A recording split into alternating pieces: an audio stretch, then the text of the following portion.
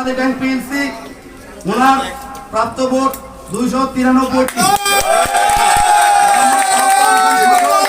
সভাপতি প্রার্থী রূপালী bank PLC 229টি।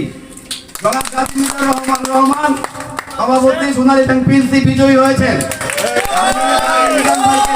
নির্বাচন কমিশনের পক্ষ থেকে অভিনন্দন জানাচ্ছি।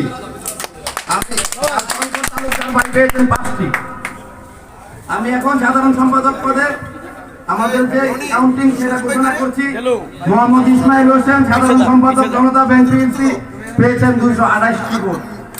আসিফুল ইসলাম সাধারণ সম্পাদক প্রার্থী বাংলাদেশ কৃষি ব্যাংক পেয়েছেন 42টি ভোট। মোহাম্মদ মনির সাধারণ সম্পাদক প্রার্থী জনতা ব্যাংক পিএলসি পেয়েছেন 269টি। বিজয় ঘোষণা করছি।